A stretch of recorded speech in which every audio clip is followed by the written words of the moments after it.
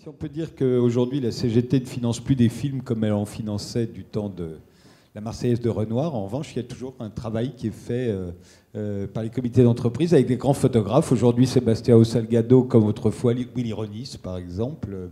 Alors, Olivier Gay, vous, de votre côté, vous avez été photographier les ouvrières de l'Aigle et les dentelières de Calais. Ça vous a pris très très longtemps. On va voir quelques photos.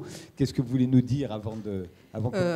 Non, alors dans le diaporama, on commence par une première image en fait d'une... Pardon, je suis un peu émue.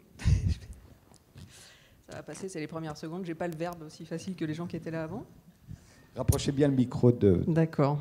Bon, ma fille est là, faut que j'assure.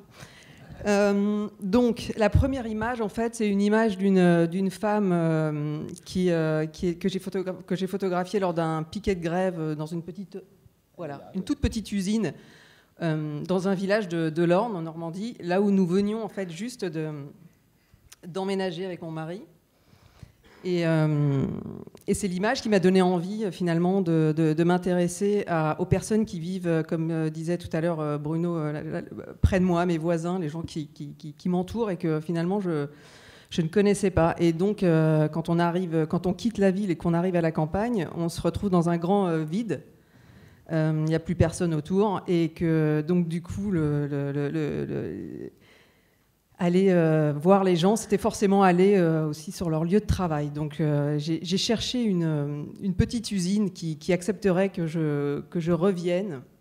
Je voulais pas faire un reportage, je voulais pas juste faire quelques images. Voilà, donc je suis arrivée dans cette usine de l'Aigle, qui est une toute petite usine de cartonnage, mais qui fabrique des boîtes pour Chanel, Hermès. Et j'ai oublié le quartier, voilà le troisième. Et pendant une année, en fait, je les ai photographiés. Et ensuite, on a fait une exposition dans la petite ville de l'Aigle. Et c'était la première fois qu'elles étaient montrées. Et voilà, et je voulais juste vous lire deux, trois mots, enfin paroles que j'ai recueillies il y a 2 ans, parce que j'y retourne régulièrement. Stéphanie, qui est au décortiquage, qui dit « Je n'ai pas de formation professionnelle, j'ai arrêté mes études assez vite et j'ai pris ce qui venait. Femme de ménage, garde d'enfants, le McDo, déménageuse, la maçonnerie, le placo, les espaces verts et puis l'usine. Ici, le travail est répétitif, c'est la chaîne, mais c'est pas trop lourd, c'est pas trop sale. L'ambiance est plus ou moins bonne, ça compte aussi.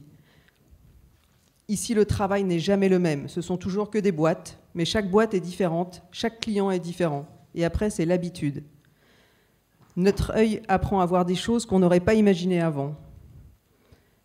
C'est usant, l'usine. Je veux pas cet avenir pour ma fille. Moi, ça va, ça me plaît plus ou moins, mais pas pour ma fille.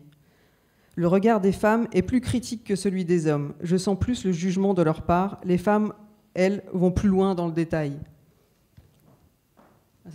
C'est Stéphanie, justement. Voilà, au décortiquage. Quoi, c'est bien fait. Voilà, c'est bien fait. Je n'ai pas fait exprès.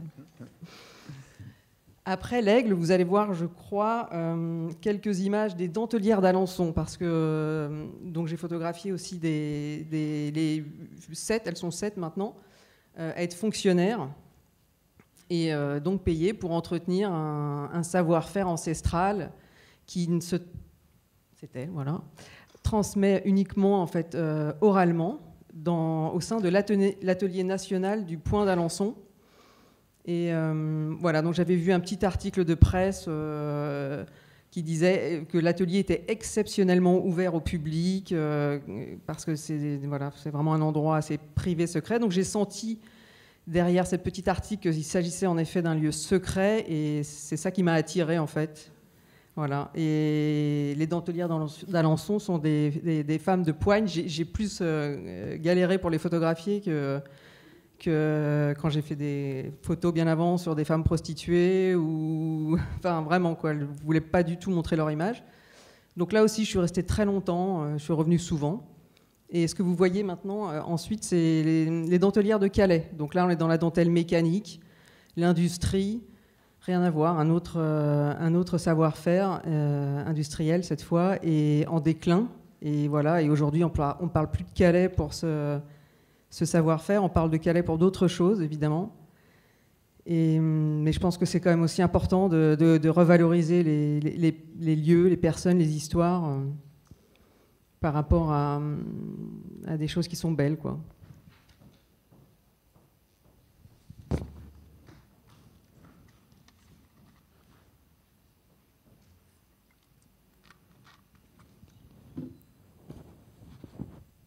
Et j'ai mis à la fin 2 images de la Redoute, la Martinoire, pour la dame qui était là tout à l'heure. Voilà.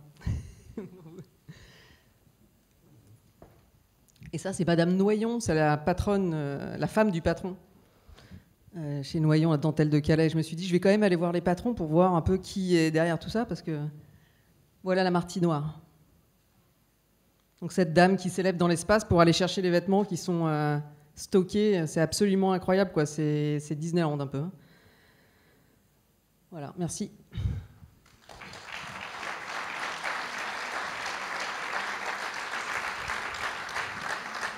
Alors, Olivier Gay, il y a une longue tradition photographique qui consiste à photographier le travail. Le travail, c'est très, très photogénique, mais particulièrement le travail manuel. Au fond, vous êtes allé photographier la femme du patron. Je me souviens de Louis Lironis me racontant aussi qu'à côté de ses reportages pour Regard ou pour la vie ouvrière chez les ouvriers, il allait photographier la grande bourgeoisie, l'aristocratie. Néanmoins, ils ne sont pas fous aujourd'hui. Je pense que ce qui est beaucoup plus difficile à photographier que vos ouvrières, c'est un conseil d'administration. Personne ne photographie jamais un conseil d'administration. Je ne pense pas que c'est parce que vous n'en avez pas l'idée, mais ils ne sont pas assez fous pour vous laisser faire. Mais simplement, on ne photographie plus les patrons, on ne photographie pas les cadres supérieurs, on ne photographie pas les dirigeants des entreprises. On ne photographie même pas le travail intellectuel. Au fond, on ne photographie plus que les ouvrières. Et puis les mannequins. Ce sont les 2 seules travailleuses dont on gardera la trace photographique, sont les ouvrières et les mannequins. Les ouvrières et les mannequins, pardon. Il y a un monsieur qui s'appelle Olivier Manguer qui a fait tout un truc là-dessus, justement, non ? qui a beaucoup parlé de ça, du travail intellectuel, comment il est représenté et tout. Bon. C'est vrai qu'à la campagne, pour le coup, le travail... Moi, c'est venu aussi à la sortie de l'école, d'entendre les mamans autour de moi parler de leurs difficultés, de trouver un travail, d'une réalité, quoi, vraiment. Comment on fait pour trouver un travail, comment on le garde, comment on fait quand il n'y en a plus, quand les usines ferment, tout ça. Donc, toutes les photographies que je fais sont liées à mon histoire, aux rencontres que je fais avec les personnes. Et à chaque fois, il y a un déclencheur.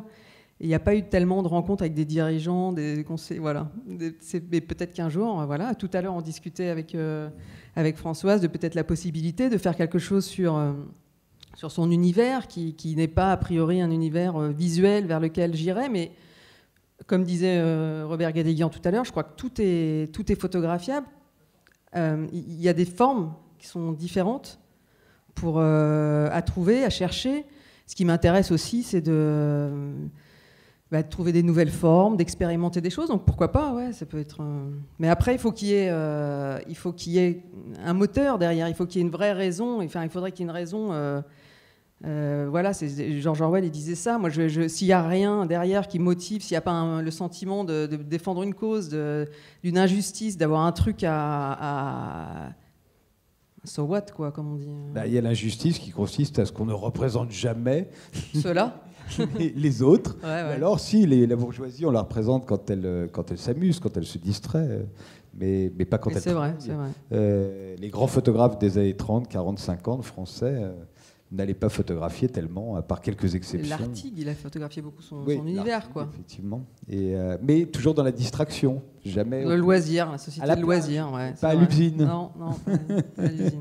Qu'est-ce que ça implique quand on reste un an avec des femmes dont on ne connaît pas le travail, a priori, ni même la vie, et qu'on les photographie? Comment le ressentent-elles et vous-même, est-ce que vous ne vous trouvez pas lourde au bout d'un moment? Au départ, déjà, c'est compliqué. On n'est pas super bien vu. Enfin, je sais que c'était assez. Je sais que j'arrivais avec un appareil photo qui coûtait. J'étais très consciente de ça. Et en même temps, je pense que je cherchais aussi cette confrontation-là, de me dire, est-ce que je peux être acceptée dans un monde comme celui-ci? Donc, je repense. Je racontais cette histoire la première fois qu'on s'est vu avec Christelle Gillard et Elsa Conseil. Cette femme, Jojo, qui je sentais bien qu'elle me maudissait à chaque fois que j'arrivais. Donc je l'entendais répéter genre faire chier celle-là. Enfin, vraiment, je la sentais comme ça. Et il a fallu, comme elle l'a dit d'ailleurs le jour de l'exposition, parce qu'elle était la première, là, le jour de l'exposition, avec ses 7 sœurs, quoi. C'était hyper important pour elle, malgré tout. Donc, et elle dit, il a fallu qu'on s'apprivoise, il a fallu du temps. Donc je pense que en fait, c'est le facteur temps qui est très important. Pas seulement le temps de faire des images, de repartir avec ce qu'on est venu chercher, c'est-à-dire voilà, une belle image, mais de temps aussi à côté, quoi. Le temps de parler, le temps d'aller en pause, le temps d'être là. Vous avez vu, j'ai mis c'était l'anniversaire d'une des ouvrières qui s'appelle Mouche. Pour eux, c'était hyper important que je sois là à l'anniversaire aussi. Et de faire des photos pour eux. Et aussi, voilà, le truc le plus important, je crois, c'était qu'ils aient des photos de leur travail, quoi. De ce qu'ils font. Parce que personne dans leur famille ne savent... c'est ça, oui. Oui, c'est ça. Excusez-moi, je vais boire un coup. Mais c'est étonnant parce qu'aujourd'hui, la photo, c'est quand même énormément démocratisé. Tout le monde a un appareil photo dans son téléphone portable. Ouais, et vous voulez dire qu'elles n'ont pas l'idée de se photographier il fallait que ce soit une professionnelle pour Non, mais là, le monde ouvrier, on est quand même dans des endroits, on respecte les règles, on fait attention, on n'est pas des... Moi, enfin, encore une fois, je vais redire George Orwell, parce qu'il parle de cette décence ordinaire. Moi, je trouve que c'est exactement ça. Il y a quelque chose de... Moi, je vois beaucoup de beauté, quoi, là, avec ces personnes, vraiment. Et elles ne sont pas là pour transgresser, pour s'amuser. Quand elles font leur travail, quoi. Elles sont concentrées sur... donc, faire des photos au boulot, non. À votre avis, pour qu'on s'immerge, qu'on soit fasciné par le travail, quand on est photographe, c'est forcément lié à un engagement politique ? Politique ? Oui. Oui, je sais pas. Moi, je crois que l'engagement politique, il est incarné, quoi. On est avec, on est politique à partir du moment où on vit ensemble. Moi, je sais que la photographie, pour moi, c'est ça, quoi. C'est relié. C'est déjà assez solitaire comme métier à la base, mais l'idée, c'est pas. J'ai pas pu me contenter de faire des images, des belles images pour moi, pour en profiter pour mon... Non, l'idée, c'est de relier avec les autres, quoi. Et la politique, pour moi, c'est ça, c'est comment... c'est pas plus compliqué que ça, en fait. Enfin, ça devrait pas être plus compliqué que ça. Comment faire des choses ensemble, comment travailler, se cultiver, manger, tout ça, quoi. Tout ça, pour moi, c'est politique, en fait. Et dernière question, et puis je donnerai la parole à la salle. C'est une question qui s'est posée à la fois dans le cinéma, dans le théâtre depuis ce matin. Est-ce que les salariés, est-ce que les travailleurs, comme on dit ici, ensuite ont envie d'aller voir un film ? Non, quand c'est évidemment. Elles ont envie d'aller se voir, c'est normal. Comme ce que disait Nora tout à l'heure, les ouvrières de la Redoute avaient envie d'aller voir le spectacle qu'elle interprète sur la Redoute. Mais est-ce que vous avez l'impression que ces photos leur donnent envie après ? Parlent aux ouvrières en général, à tous les ouvriers, ou est-ce qu'au fond, c'est pas plutôt de la curiosité pour ce qui est exotique, c'est-à-dire que pour tous ceux donc, qui ne sont jamais rentrés dans une usine de ce type ou qui ne savent pas ce que c'est qu'une dentelière, ceux-là, ça les intéresse beaucoup, et de voir aussi comment, le jour de l'anniversaire, elles se préparent des gâteaux, et qu'est-ce que ça fait de travailler sur une chaîne comme celle-ci. Moi, ça m'intéresse, mais je ne suis pas sûr que celles qui y travaillent, ça les intéresse. Vous voulez dire qu'elles viennent se voir, ou est-ce que ça peut les ouvrir sur une curiosité du monde de l'art ? Est-ce que ça peut intéresser d'autres ouvriers, d'autres ouvrières, les gens de classe populaire, des classes ouvrières, du monde du travail, de voir des expositions de photos qui ne les montrent pas elles, mais qui montrent des gens comme elles, tout simplement. Je pense, c'est ce que disait aussi... Il est parti ? Non, il est là, monsieur. Tout à l'heure, c'est se reconnaître, voir à quoi ressemblent les autres, mais dans les mêmes univers que les nôtres. Oui, bien sûr, mais je pense que ça peut les intéresser. Mais ce que j'ai remarqué aussi par rapport à quand justement on a fait l'exposition, c'est-à-dire que je fais des tirages qui sont grands, qui sont format tableau, c'est 80-120. Donc c'est pas un tirage photo pour elle, ça devient de la peinture. Et puis bon, c'est vrai, vous avez vu, c'est quand même assez imprégné par par la peinture. C'est assez simple comme technique photo finalement. Hein. C'est pas, j'ai pas de dispositif, j'arrive pas avec des éclairages, je travaille très simplement. Bref.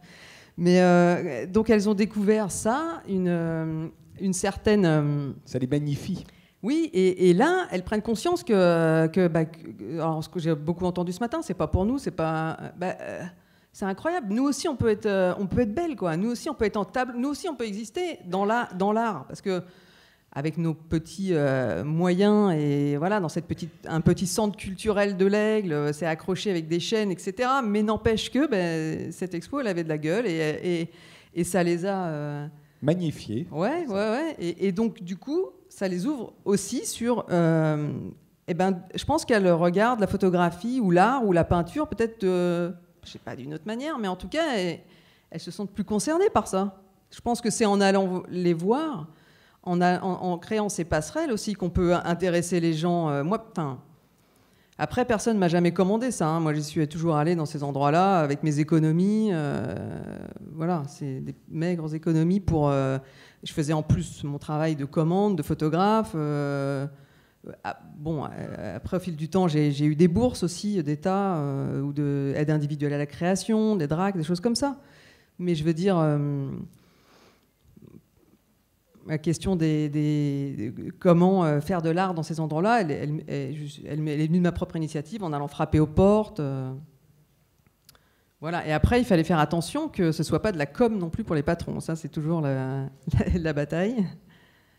Mais là, il était super, Monsieur Delatte, le patron de Coffret Pack, il m'a vraiment laissé travailler. Et voilà, les premières fois, il m'a vu repartir au bout de 2 fois. Là, il m'a dit, c'est bon, vous avez tout? J'ai dit, ah non. Non, il m'a laissé faire 1 an. Voilà. Des questions? Oui. Je me demandais s'il y avait une différence entre photographier des gens qui ont un métier, une compétence, voire un métier rare en voie de disparition. Donc là, c'est peut-être moins. Je me disais que c'était peut-être moins difficile de photographier des cheminots qui sont dans une tradition, un métier, et des gens qui ont un emploi. C'est-à-dire une occupation salariée pénible dont on ne se vante pas forcément à la sortie de l'école quand on vient chercher ses enfants. Est-ce qu'il y a un rapport différent et est-ce que vous travaillez différemment? Juste par rapport à ce que vous dites sur le métier, alors dans la fierté de ces métiers, justement, ça me fait penser à les dentelières de Calais.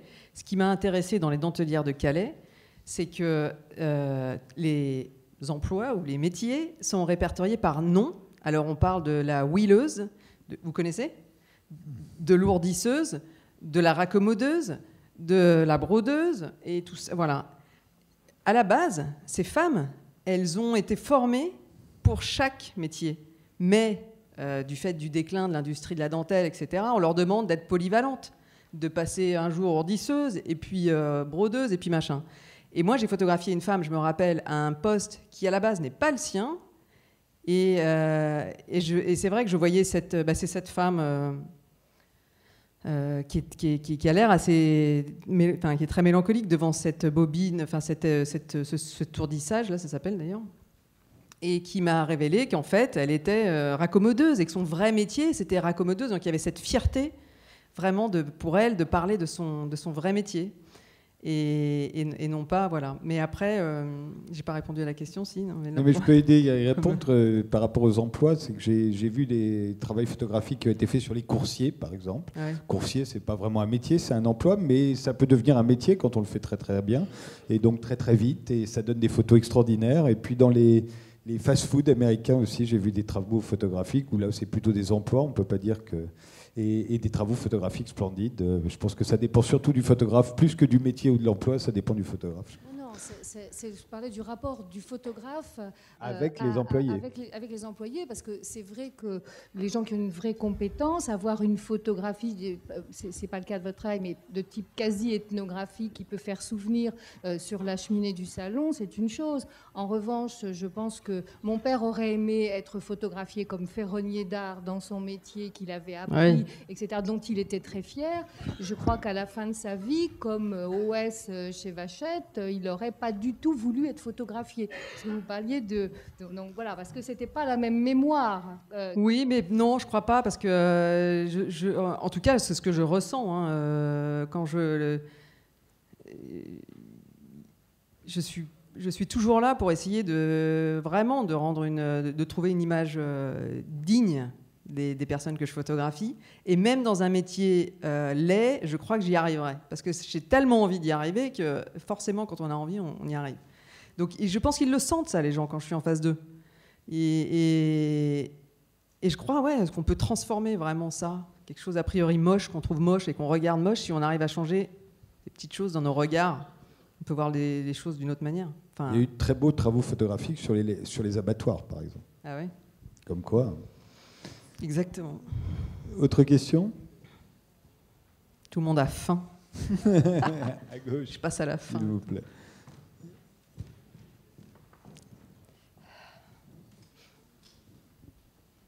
Oui. Il y a beaucoup de choses que je partage sur ce qui vient d'être dit, parce que donc, je suis militant à la CGT, mais mon métier, c'est facteur. Facteur qui est un métier aussi célèbre que cheminot. Et